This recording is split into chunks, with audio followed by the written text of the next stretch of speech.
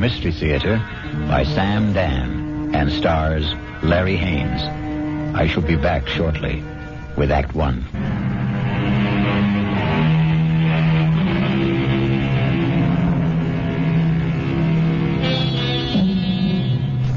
It's a quiet little bar, Paddy Noonan's, and Jerry Price stops there every evening on his way home from work.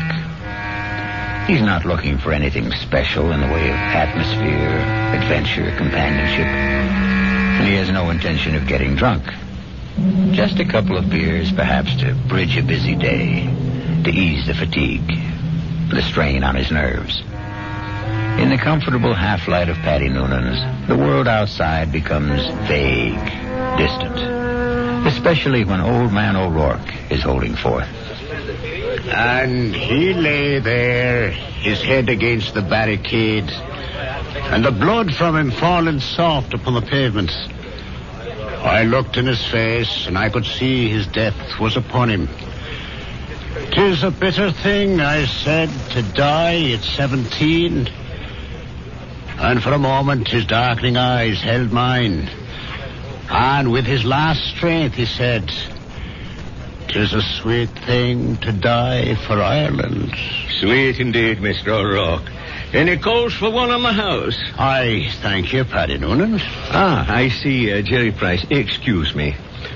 Good evening, Jerry. Hi.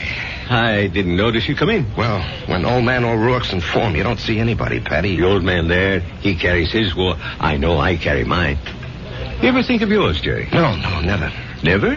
Nope. The day I came home from Vietnam, I put away the uniform. I also put away everything that went with it. The army, the war, like a snake sheds his skin. Now, the past is gone, Paddy. It's dead, so you forget it. You go on to other things. Hey, what's everybody drinking? This round's on me. Set 'em up, Paddy. Mr. Edward Clark himself. And what's the occasion? Hey, I got a little announcement.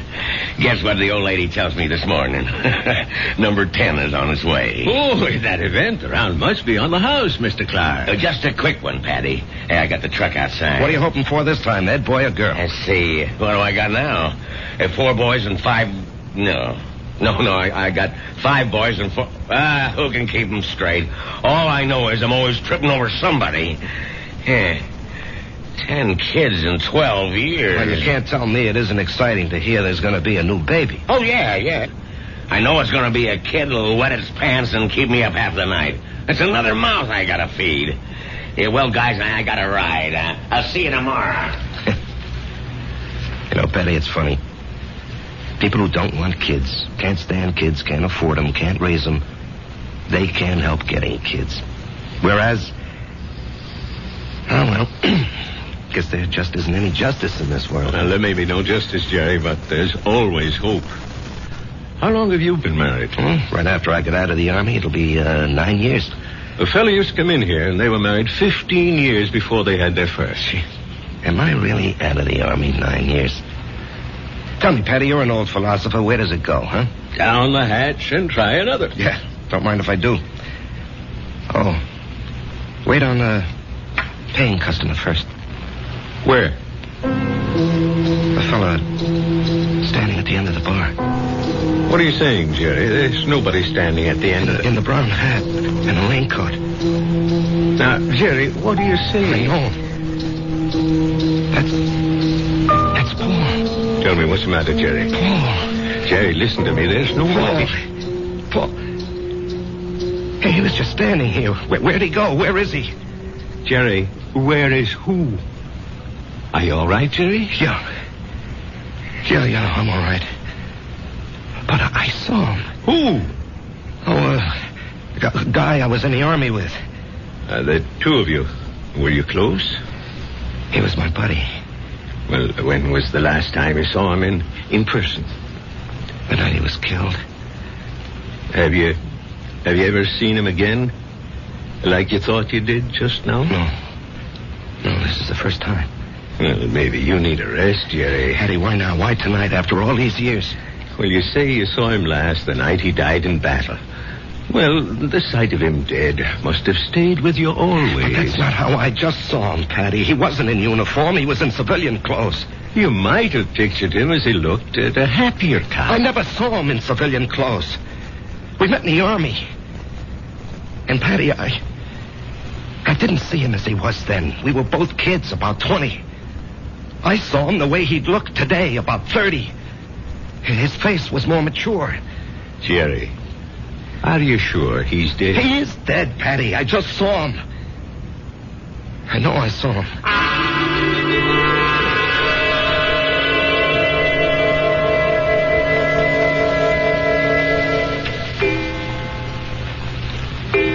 Jerry, it's after midnight. Oh, I'm not finished, honey. I got to clean up these reports, Marge. Honey, a new rule has just been passed in this house. All paperwork shall be done in the daytime. Marge, I have to call on customers. Be reasonable, huh? Am I the kind of wife who makes idle criticism? No, indeed. Constructive suggestions, that's my motto. Northeast Distributors can solve all your paperwork problems by hiring a girl. Honey, I'm lucky to have the job. No, Jerry. You're not lucky. They're lucky. Well, everybody knows you're a terrific salesman. Wait, you could get another job tomorrow. More money, less headache. Honey, I couldn't walk out on Joe Keller. Why not? Well, I'll never forget what that man did for me. I came home from the Army, a kid with no experience. I needed a job. He took a chance with me. Now he needs me. Oh. Well, I'm just worried about you, Jerry. You look so tired all the time. No, I'm in great shape. Will you go see Doc Steiner? I did, today. Oh, well, it's about time. You needed a checkup. Well, I didn't just go for the checkup, honey. I went for the other thing. Jerry. Well, he said some people, men, well, they're okay in every way, but it just doesn't work out for them. Jerry, it's all right. No, honey. It's all my fault. Honey. It's just unlikely there can never be any kids. He said unlikely. What he meant was impossible. We've got each other. Yeah. If only you didn't want a child so badly. Now we'll definitely think about adopting. Okay? Yeah, okay. Sometimes that works out even better. Come on, honey. Let me see you smile. Marge, I don't know what I'd do without you. Oh, that makes us even. I don't know what I'd do without you. Come on, get to bed. Yeah, I'll just have a cigarette, huh? Honey, why'd you turn on the music?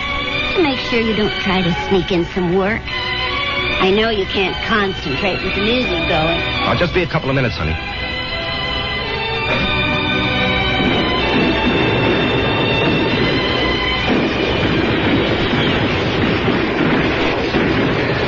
Halt! Let's hear that password. Paul, is that you? Jerry. Hey, climb down the hole. Make yourself at home. Man, I'm so beat I can't even remember the password. That's all right. I don't even know what it is. I got a cigarette?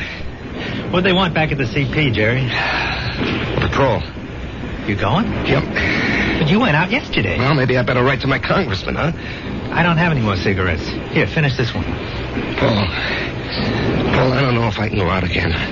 We're being relieved tomorrow. We were promised a rest. I just don't know if I can go out again. But you ain't going out, Jerry. Didn't you hear?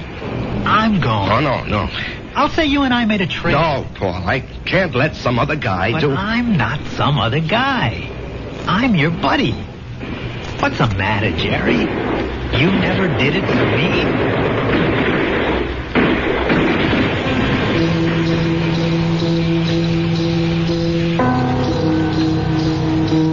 Can I have a drag on that butt, Jerry? Paul, you're alive. I'm alive, Jerry. I'm here with you.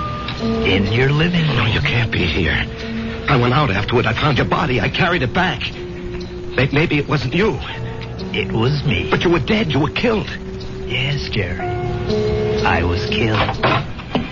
Jerry, will you turn that radio off and come to bed? Marge, he's here. Who's here? Can't you see him? Jerry, I don't see anyone. Paul, why can't she see you? She will. They all will. When? Later. I have to go now, Jerry. No, Paul. Paul, tell her. Jerry. She'll think I'm crazy, Paul. Paul. He's gone, Marge. He's gone. Jerry, honey, what's going on here? Marge, he was here. He was right here. Now, you got to believe that. I'm not drunk, and I'm not crazy. I believe you. I believe you, Jerry. Now, here, just sit down. Don't do anything. Don't say anything.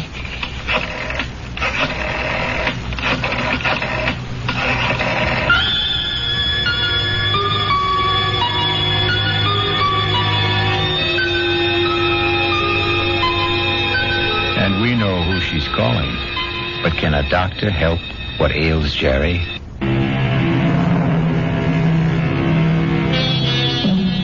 And now, Act 2 of The Bullet. Let us trace the path of the bullet. We have a worried Marge, a concerned Dr. Steiner, and a distracted Jerry. Tell me about this man, Paul, you called him Jerry. I said we were buddies, Doctor. That tells it all. Jerry, please don't be so hostile. Dr. Steiner's only trying to help. You were buddies. You came back alive and he didn't. Yo. There's an extensive medical literature on the subject. Oh, I'm sure there is. Jerry. I'm not being hostile, Marge. I know I saw him. Of course you saw him. Well, finally. But that doesn't mean he was there. You see, Jerry, the death of a wartime comrade remains an eternal reproach. All who survive are sentenced forever to feelings of guilt. No. Doctor, the wars are fought by kids in foxholes. The literature is written by doctors and authors. That's hardly fair, Jerry. I'm the authority on war, Doctor, because I was a kid in a foxhole, and I don't feel guilty about my buddy. You don't? No. Tell me why. Oh, you wouldn't believe it. Try me. All right. You see, there's a bullet, and it's designed especially for you. And if it's your bullet, it'll find you no matter where you are. You can't evade it, you can't avoid it. It was meant for you, it was meant to be. You and the bullet. Both of you were dust, originally. You were dust because the Bible says so. And the bullet was also just dust in the ground. Well, that bullet was mined and refined and cast into metal. It was shaped into a slug and joined with a shell. It was one of billions of bullets, but it was yours, all yours. And at the right time, there'd be a tremendous explosion of gases in a narrow chamber. And the bullet would be torn loose from the shell case and spun around the grooves of a gun barrel and hurled through space. This is the bullet you don't hear. You don't hear it, Doctor. You don't hear it whine past your ear or ping off a rock or thwack against a tree. That's because it's your very own bullet. It's coming to meet you, or you're going to meet it. It's been arranged. You see? It's an appointment that can never be broken. The dust that had become the bullet would encounter the dust that had become you. And after a while, both of you would become dust once again and return to the ground. Your original home. Jerry, I know you're overworked, you're overwrought, you're overtired. I keep telling him to slow down. Okay. I know I'm under a strain. I know I'm working too hard, but what can I do? Jerry, try to understand. Right now, you're having what is popularly known as a nervous breakdown. This alleged visitor from another world. I say he's an illusion. I say you have subconscious feelings about him which you're not aware of. And I say they burst through because of heavy pressure on your nervous system. Yeah, I knew you'd say that. Prove me wrong. How? Go away. Get out from under. Rest a while. Relax.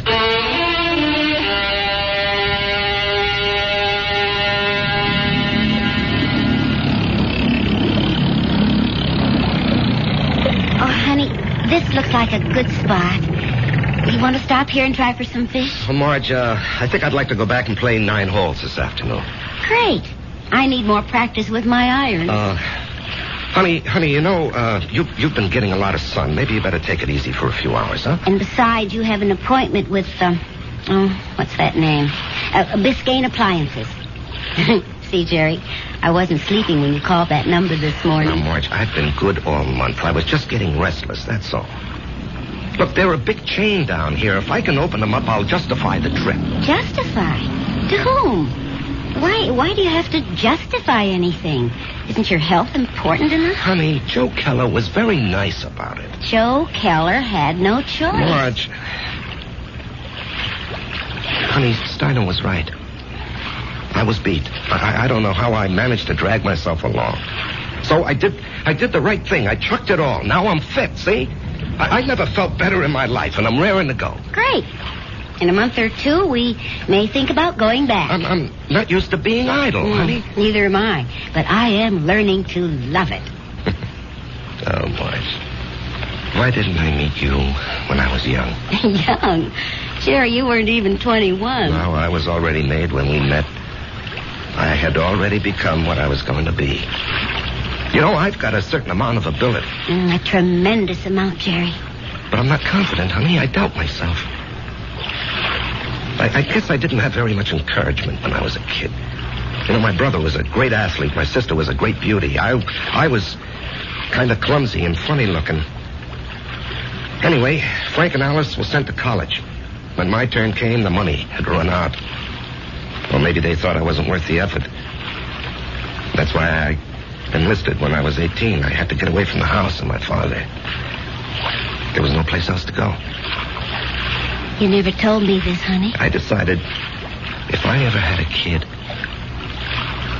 I'd never make jokes at his expense or tear him down in any way. I know how these things cut inside where it doesn't show. I would do everything to build him up and give him confidence. I will never have any real confidence, Marge. Oh, yes, you will. No, baby. You won't get it from a pep talk. I think we can go back home now, Marge. All right, on one condition. You'll just have to slow down. Mm-hmm. I promise. And, honey, there's only one way you can really slow down. And that's to get a partnership from Joe Keller. Now, Marge. Don't you deserve it? Of course I do. Well, we're going to adopt a child. Which means I'll quit my job, and you're not going to spend time on the road. That kid will need both of us, won't he? Yes, honey, he will. Then we need that partnership, don't we?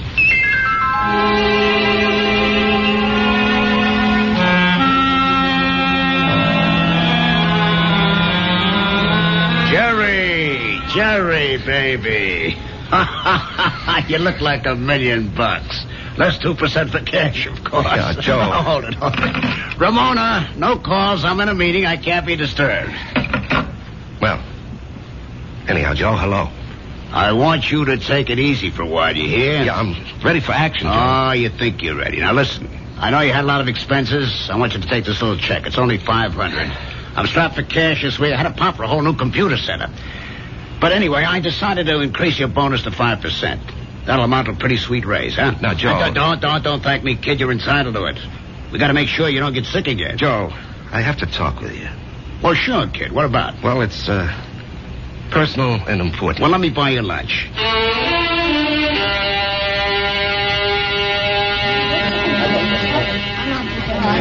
Well, Jerry, what are we going to talk about? I'm fresh out of polite conversation. Joe,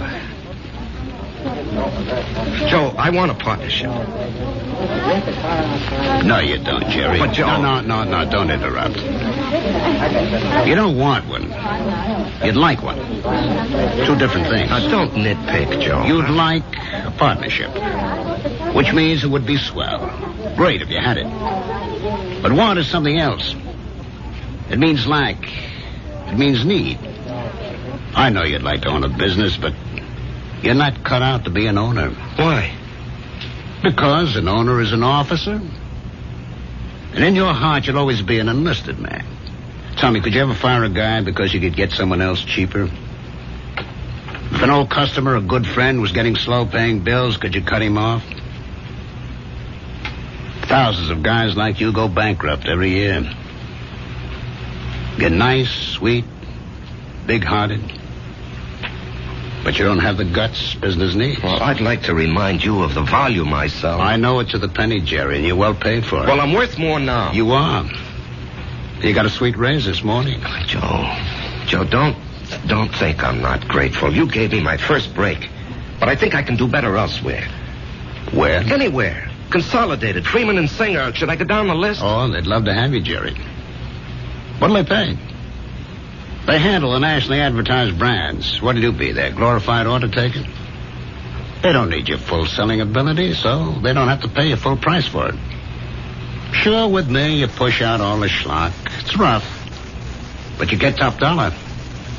There's 20 outfits like mine. They grab you tomorrow, but where's the improvement? They won't pay you more. At least here you got 9 years equity in a pension plan. You and me are used to each other. Besides, I really like you. Yeah. Sometimes I feel like a father to you, Jerry. It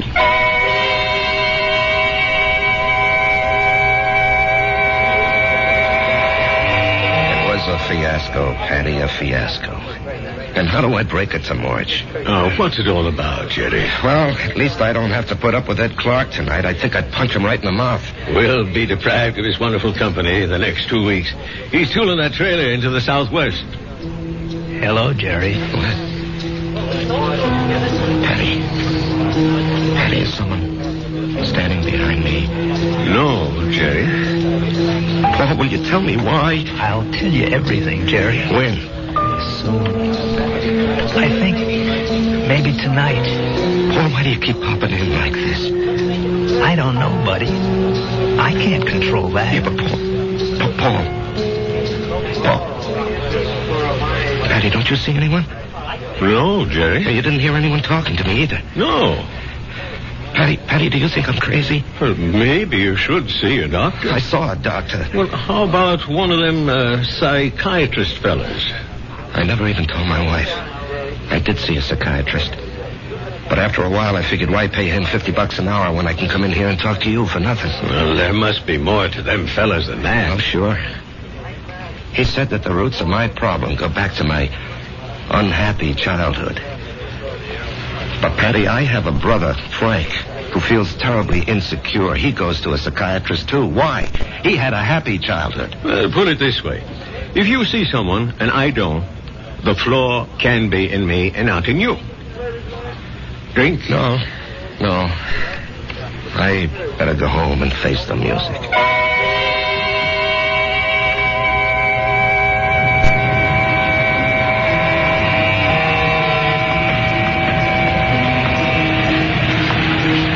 Jerry? Oh. Let's go someplace and talk. Where? Let's go to the parking lot. Sit in your car. It's cold. That won't bother you, will it? Not yet. Turn the heater on for yourself. When will everyone else be able to see you, Paul? In 2 weeks. Oh, that's great. No, it ain't. Why not? Because you'll be dead.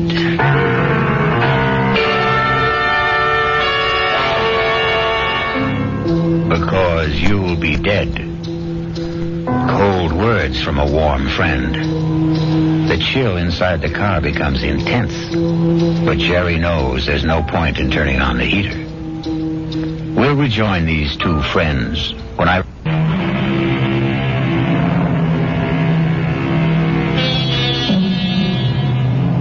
And now we return to the final act of The Bullet and a reunion of two war buddies who haven't seen each other in almost 9 years.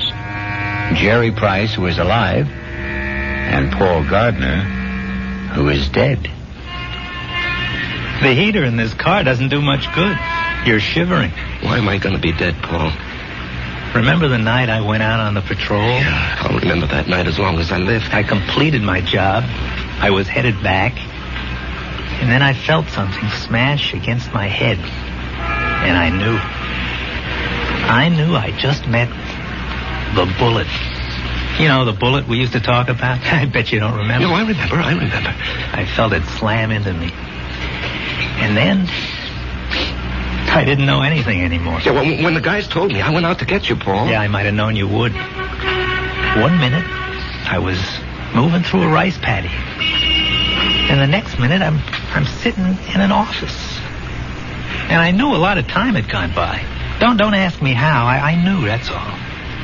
A man was talking to me. What kind of man? You know the type that's a clerk in the government or a big corporation, fussy, self-important. Everything's got to be in the right place. He doesn't even look at me. He's got a piece of paper. He says, Paul Gardner, you're going back. You should not have died that night. The computation was for you to survive. The plan was for you to marry a girl named Marjorie Stone. I married Marjorie Stone. Yeah. I told the guy, I want no part of it. And he gives me a look, this clerk does, like he couldn't care less about me or you or anybody else. And he says, come with me. He leads me to a door. It opens. And all I can hear is a hum and a clicking. And all I can see is a computer. I mean, there's no end to the thing. That's all you can see is computer. And he says, there it is, friend. City Hall. Go fight it. By this time, I'm shaking. That machine scared the pants off me. You couldn't see the top nor the bottom of it. There was no end to it, just a machine wherever the eye could see. Well, then what happened? This clerk, he tells me there's a plan. A capital P plan. It calls for me to come home. Not you. Yeah, well, maybe that's fair, Paul. You were always the better man. No. You got more on the ball. You never got a break, that's all. I had a chance to go to school, become somebody. I could have gone into the old man's business, become the biggest hardware dealer in Atlanta. You and me. We both run away to join the army. You because you had nothing. Me because I had everything. But why are you coming back? Because Marge and I are supposed to have a boy. A certain kind of a boy. He'll grow up, I don't know, discover something, create something, or be somebody the world needs real bad. They wouldn't tell me what. Anyhow, 40, 50 years from now, he has to be here. And of all the millions of men and women, he could only be born to me and Marge. When am I leaving? I told you. In 2 weeks. How? 9 o'clock at night. A trailer truck will go past Patty Noonan's saloon. Just as you're crossing the street. And why does it have to be like that? Because you don't know how careful these things are figured. You could get killed a million ways. But the plan calls for a truck driven by a guy named Ed Clark. Oh, yeah, I know Ed Clark. He doesn't have a good record, so it'll be easy to prove he's a careless driver. He works for a big outfit, so Marge will have a good settlement. But why? I still don't understand. She'll need the money. You see, I won't be a good father. Not as good as you, for sure. Oh, I'll love the kid. I'll love Marge, but I won't be there a lot. You know me. I have to keep moving. But if you know how important it is for the kid... I won't know. Once I'm alive, I won't remember any of this. Now, you say it's all figured out, maybe not. The human element. How can the machine predict Marge would go for you, huh? With all due respect, Jerry, did I ever have any trouble landing any dame I had my sights on? Well, with all due respect, I can't see Marge falling for your line of chatter. She will, Jerry. I'll be there when she's having a bad time. She'll be all alone. She'll need somebody. Things will take their natural course. Sure, she'll see through my line, but after a while she'll get to like it. I'm different. You're quiet. I raise hell.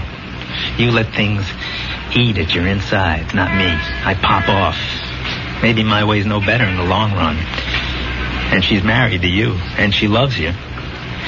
But deep in her heart, she loves my way better. She'll fall in love with me. Jerry, you have to believe I don't want to do this, but it was your bullet, not mine.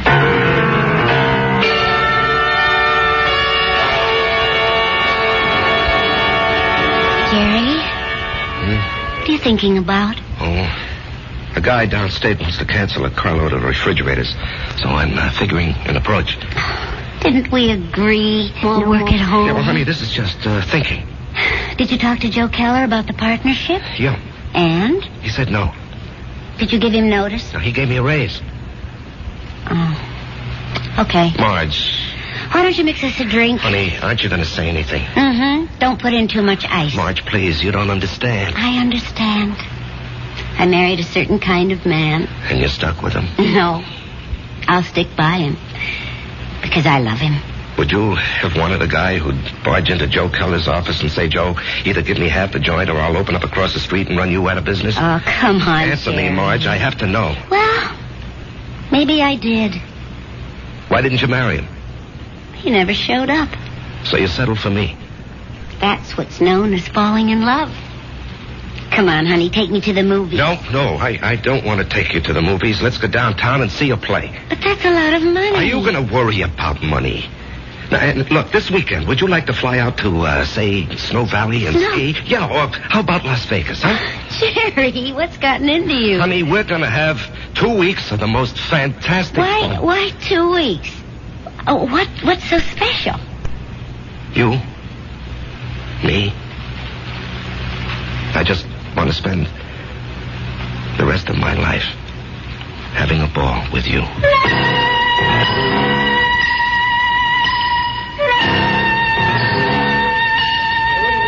Well, hello, stranger. Hi, Pat. Haven't seen you. Why, it must be weeks. Where have you been? Giving Marge a good time. Well, I must say, it's done wonders for you. You look so calm. Do I? Do you ever see the little guy who wasn't there? No. Well, that's good. Let's drink to it. Jerry, if I'm not being forward, what did he want from you? You wouldn't believe it, Patty. Do you believe it? Well, I just dropped in to say hello, Patty, and goodbye. Jerry, Yeah?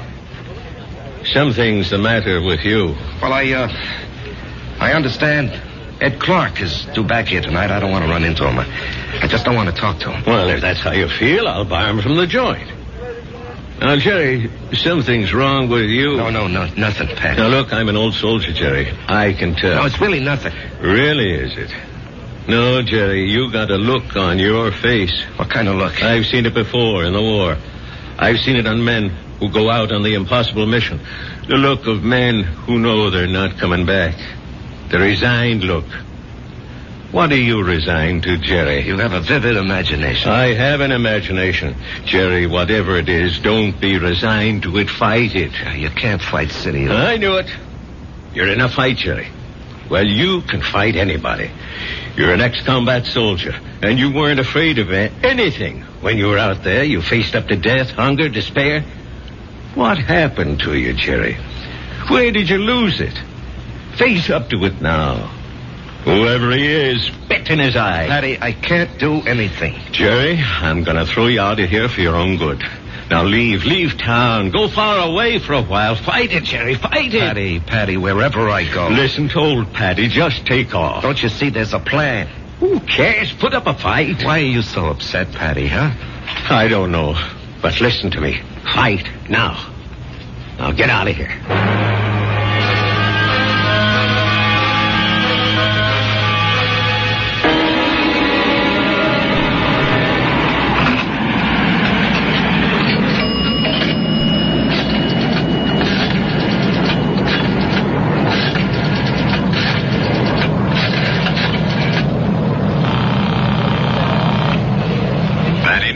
Patty, it's Jerry. I decided to fight it. Good boy, Jerry. You know, Patty, there's something about your place. I don't know how to say it, but I feel stronger, better, away from it. Well, I don't mind. So I'm going to fight. What have I got to lose, huh? Why should I do what he tells me? Why should I believe him? I don't know what it is, but I agree. I'll see you around, Patty. Universal Airlines, flight number 3 for Los Angeles and Mexico City, now boarding at gate 17. Who you calling, Jerry? Marge, I have to tell him. Oh, Jerry, don't do it this way. There'll be 100 other people on that plane. Do it the way it has to be done. Paul, I have to fight you. Why? Because it isn't fair. Was it fair for me to stop your bullet? Come on, Jerry. Ed Clark will be tooling by Patty's in less than an hour. Paul, I don't know if I have the nerve. I'll help you, buddy. I'll help you. Come on.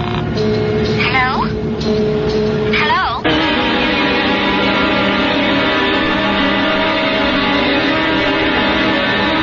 What is it, Mr. Newman? I called you, and I hope it wasn't out of turn, Mrs. Price. It's about Jerry. What about Jerry? He's sitting back there in a booth. Now, wait. Don't go to him yet. He's in trouble. Well, it can't be. We've had such a glorious 2 weeks. He's in trouble. Well, what kind of trouble? I don't know. We have to help him somehow. Is it that Buddy? I think so. Well, the time has come to lay that nonsense to rest once and for all. And I'm going to... That won't work. Agree with him. Show him anything he wants is okay with you. Don't fight him. All we can give him is love. Hi, honey. Hi. Buy me a drink. Oh, sure. You know, I never knew you had those little gold highlights in your hair. Oh, I'm using a different bottle this week. I love you. I love you, too. And I want you to be with me always. Come on, Jerry. Let's start. No, not yet. Are you talking to me? The plan calls for it. How do I know there is a plan? Ask anybody. Ask Marge. Jerry, what are you talking about? Marge, do you believe there's a plan that determines the actions of everybody in the whole world? No. You sure? I'm sure. Well, then how do you think things work out? Well, every which way. Come on, Jerry. It's time. No, I won't go. Where won't you go? Then, Marge, as far as you're concerned, there isn't any plan. Oh, well, what do you think, Jerry? No, that's not important. What do you think? Well, yes. Yes, there is a plan. I can prove it. You can? Yes, but you started me thinking there has to be a plan. Otherwise, you and I, we just never would have met. Remember that day? Yeah. You were taking cash at Ryman's drugstore. That's the only reason I walked in there. Well, I'd already given notice. I was going to leave. And then you walked in and asked Doc if you could open a charge. Then and there, I decided to stay. And where? Where were you going? Oh, away. Pull up stakes. Why? Well, my folks were gone. My friends were married. The neighborhood had changed. The girl I went to school with had a father, a construction engineer. He'd been transferred. Well, she took a job in his new office, and she wrote and said she found a nice crowd. They needed secretaries down there. She could fix it up. Well, why not? I was set to go. But it was not to be. You came wandering into Ryman's. Obviously, there's a master plan that rules our lives. And where was this wonderful place you almost went to? Atlanta. Atlanta? Oh, what's so remarkable about that, Jerry? It was definite you were going? Oh, sure. And only because you met me. Only because I met you.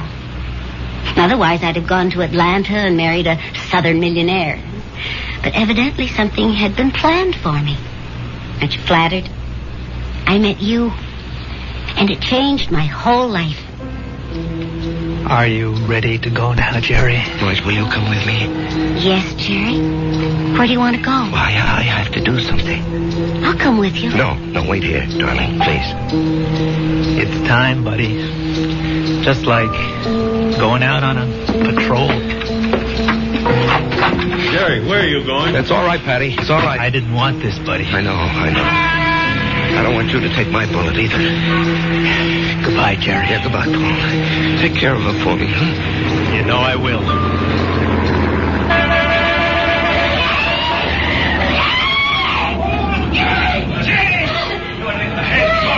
Call the police! Get an ambulance! Oh, Jerry. Barry. He's dead. Here, miss. Here, you're cold. Let me throw this coat over you. She's gonna faint. It's all right. I've got her. We'll bring her into that bar where it's warm. Give her a little stimulant. It's all right. Everything will be all right. Everything will be... It'll be all right.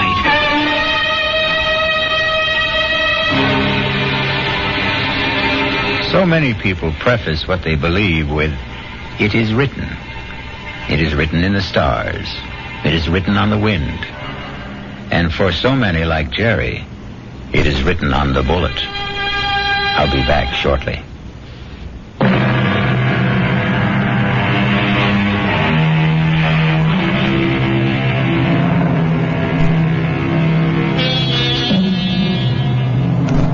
I remember an old soldier once told me he wasn't worried about the bullet that had his name on it. What really bothered him was the bullet marked, "To whom it may concern." Our concern is mystery, excitement, suspense, thrills and chills. Our cast included Larry Haines, Evie Juster, Martin Newman, Ralph Bell, Leon Janney, and Danny Ocko. The entire production was under the direction of Hyman Brown.